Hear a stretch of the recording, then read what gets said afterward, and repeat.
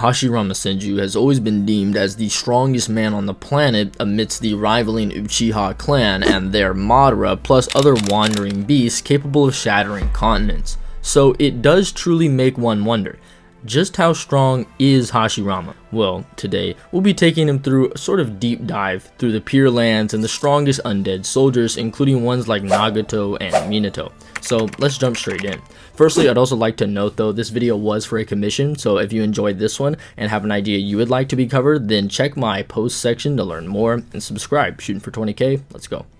Opening up with Hashirama's power, even if we are to briefly skip over his Madara battle, once he, Tobirama, Hiruzen were all confronted with Jubito, and him having destroyed the gracious deity gates capable of restraining even the entire Ten Tails, Hashirama acknowledged that, quote, "To be blunt, this guy's stronger than me," which presupposes an underlying consensus between the Hokage themselves that Hashirama was the strongest amongst them, fitting with how even when pitifully weaker, he could completely restrain Hiruzen, a Hokage level opponent capable of standing above each of the 5 Kage and his mud wall, which could stop even Tobirama's larger water constructs, which are implied by Databook 2 to be something that not only fully were revived from his prime, but also something that he took pride in over even his superior combative ability like his speed, the likes of which even Madara praised as beyond his own base levels. This water style, even just prior, was completely halting Hiruzen's Dragon Flame Bombs, demonstrating how Tobirama's greatest attribute,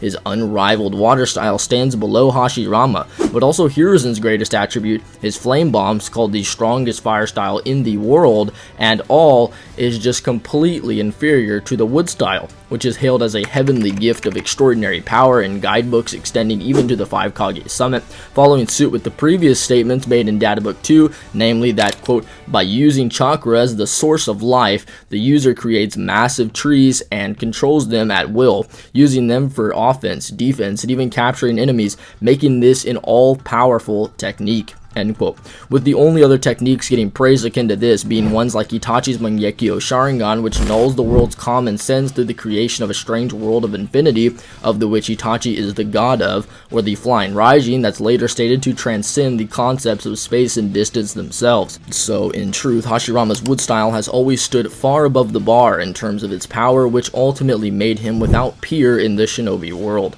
which is commonly misconstrued through statements like how he and Madara were so close in power the gap was paper thin, or Tobirama having been called the fastest shinobi of their era. The first of the which can be true, although it's probably not true in the way you think. We also have other mediums that suggest that Hashirama was beyond Madara even prior to going into Sage Mode at all, and Tobirama directly concedes to his brother multiple times, with Madara's basis for claiming this about Tobirama being the Flying Raijin, which we can be certain about, seeing as when contextualizing all speed statements in the manga, you'll realize that when discussing speed, characters naturally refer to the peak of their speed, which is usually body flicker. For example, the 4th Raikage A still hails himself as the fastest shinobi alive despite having been nearly killed by Sasuke due to the fact that we know he is accounting for his top speed, which is body flicker. Obito calls the Flying Raijin an even faster speed technique exactly that, so fast, quote unquote, showing how he coupled the Flying Raijin into consideration for Minato's true speed, and the same should be said for Tobirama, so the FTG in and of itself being faster than Hashirama is fine, although saying that Tobirama is going to blitz through his guard with a right hook KO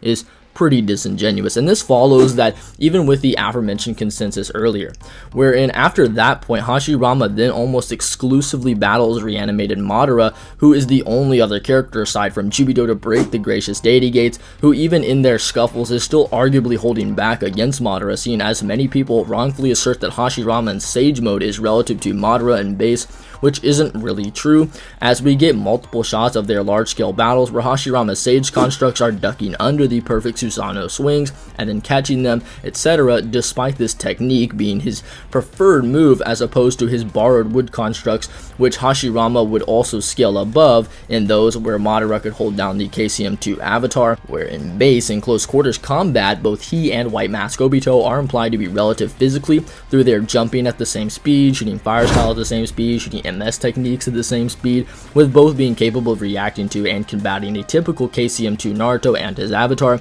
where if you analyze how Hashirama compared to Madara in physicals, you'll see that he never once engages him in close quarters with Sage Mode active, but always in base. Even when Madara has his Susanoo aura, which is getting tagged by the God Tree roots, Hashirama is in fact isn't and is still in base. And to this, to even extend the theme of Hashirama holding back, this just makes perfect sense, seeing as Hashirama, whilst alive, was capable of catching the full Ninetales Bijou bombs like Rasengans, causing massive explosions, of the which there are many. He can also outrun the Bijou bomb, albeit briefly, and these techniques would also be beyond KCM2 Naruto, seeing as the avatar is just chakra, and so is Kurama's true body. And when the full amount of chakra that could be sealed into Naruto was, the body then shrinks to a third of the size. We know the Susanoo arrow and Bijou bomb are relative, so Hashirama is unironically in base multiple tiers beyond KCM2 Naruto, who is far superior to the variation that fought alongside his younger brother.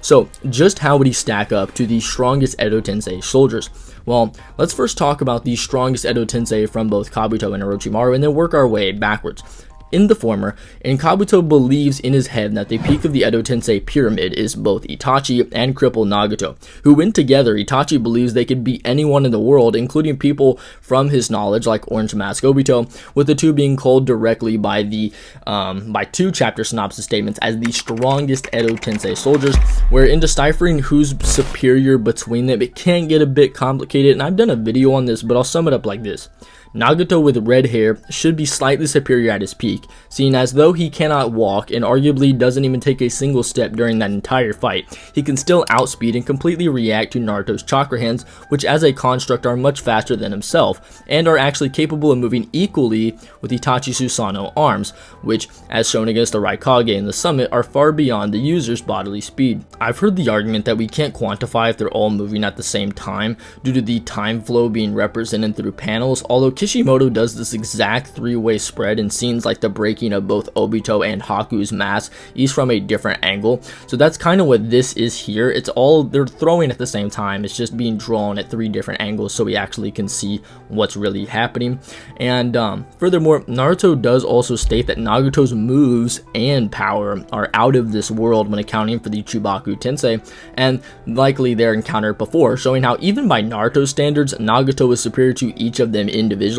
fitting with how B only really amplifies his blade with Raiton against Nagato when he didn't do this against Itachi. And while sure, Nagato can react to the arms and speeds far beyond KCM1 Naruto, we have nothing to suggest that he could possibly react to KCM2 Naruto, and while I would make the case that he could at least hide in the chameleon and throw out large chaotic Shinra Tensei, Hashirama's Sage Sentry should allow for him to see that though. He shouldn't really have any trouble reacting to it either, or even just tanking it, as we know his wood style constructs can fully tank a Ninetales Bijou bomb explosion and be totally fine. And though the Chubaku Tensei would be a problem, just as Naruto grounded his tails into the ground against the repulsive force and whatnot, we could just say that Hashirama could ground Deep Forest Emergence even deeper via that way, or just completely blast right through it, with the Wood Dragon being stated to be equal to Madara Susanoo amped Ninetales, where the half of the Ninetales, practically incomplete, was busting out of the Chubaku Tensei. The Wood Dragon can also just fly, which can come into play, and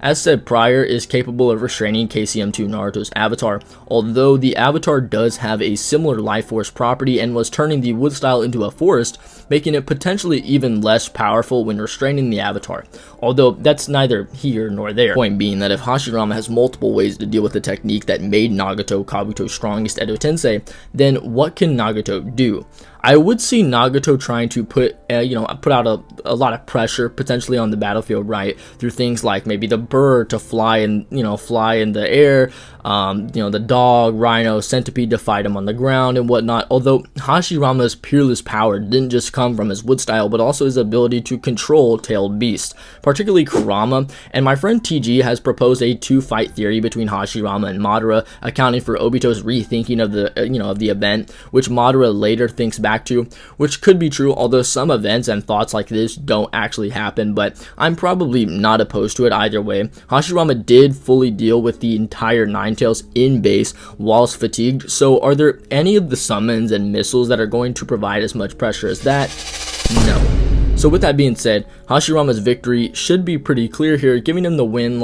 I'd say 10 out of 10 times. So how about Orochimaru's strongest Edo Tensei in KCM to Minato? Well, this really does get interesting, as we know that Hashirama's primary talking point was exceeding KCM to Naruto and then having a Sage Mode to add on to himself. Minato actually outperforms a similar tier in KCM to Naruto plus Sage Mode, creating BSM, where in their interaction with Jubito, he can actually knock away both of Jubito's strikes, where Naruto actually cannot and is caught by one. And this is the same avatar which would also give Minato the same disruption to the wood style, although Minato's best win con isn't going to be in their avatars, because if the battle ensues like this, then Hashirama has many more ways to completely eliminate Minato through things like his 1000-arm cannon, which overpowered over 10 Nine-Tails Bijuu bombs amped with the Susanoo in one panel. So Minato isn't really going to do anything there, although saying that he might actually be able to cut his throw off start is actually probably likely, as we know that base to base, the two are probably comparable, with me giving an edge to Minato, seen as, while in base and alive, and likely fatigued, having maintained Kushina's seal for potentially over 12 hours, he could weave signs casually without sweating, which he does later, to completely outspeed Kurama's Bijuu Bomb, which is again something Hashirama could also do in base. But the difference here is that Minato would get the passive Nine-Tails amp, which is gigantic, going arguably from Blind Kage Summit Sasuke level to Madara level. So for Minato, it's probably a similar case that his body flicker, even without KCM, was what made him so dangerous, being able to blitz Obito as his opening move, blitz the full Nine-Tails strike with an opening move, and even fully blitz Hashirama to the battlefield to such a degree where he could then transport a full Nine-Tails Bijuu Bomb while outspeeding his own Flying Raijin, which Tobirama couldn't do, as this technique, as highlighted by me before, is merely a speed-based technique allowing one to transport an object through a subspace, and it's merely a point A to point B movement, which is why Tobirama's clone's Flying Raijin isn't fast enough, and that's because Minato perfected the technique, so therefore Tobirama's Flying Raijin being faster than Hashirama and Madara, being faster than it then tracks that his would be superior to Hashirama's speed as well, but I digress. He also has a conversation with Naruto and then places pre-marked kunai at the ready locations for the barrier, all before Hashirama arrives, outspeeding both him and Tobirama, which is a point to make, seen as once he slices Obito, again blitzing him as an opening move, he goes into a daze, which when properly translated would be described as one as if his soul had left his body, as made evident by how Tobirama's body flicker can intercept Minato's arm, which he reacts to by changing his head position, and many people will then take this to say that Tobirama blitzed KCM to Minato, when Minato's base body flicker was already way faster than his speed initially, so you would have to say that Minato blitzed someone who blitzed a stronger version of himself. Make it make sense. To further this point on the off-start blitzes, Minato also transports Obito to a field of kunai, where he opens the fight with A and B, he spreads kunai, he does the same thing against the Iwanin as well. He also even uses body flicker to blitz the Iwanin to save Kakashi. So, all in all, if Minato and Hashirama open the fight in base to base without their constructs and whatnot out, killing him through the start of the battle through just a blitz is actually really likely when, again, considering the KCM2 amp stacked on top of the speed advantage he already might have had slightly, but now it's pretty overbearing. So yeah, Minato would actually probably get the win here like 6 out of 10 times, just purely due to the stylistic advantage. And if you were to say add all the Edo Tensei characters into the mix, including Genketsu, Mu, Hanzo, Kimimaru, Itachi, Nagato, so on and so forth, I would then say that Hashirama actually probably would be able to destroy basically all of them, but the extra pressure on the battlefield would make it so that Minato could win via the same manner when Hashirama would be dealing with the external pressure through other moves. Hashirama does really well against basically every Edo Tensei except for KCM2 Minato, who just happens to be rather unfortunately looked down upon due to his mental affliction. So it's not that Hashirama's weak by any means, but it's really that Minato in that form is just really underrated. But yeah, that's the video. Hope you guys all enjoyed. This was for a commission for me to discuss Hashirama versus Nagato and Minato. And if you were to, you want to commission a video of your own, then, by all means, check my post. You can find more information there. But more importantly than that, if you enjoy, then subscribe. May God bless you all. Love you guys.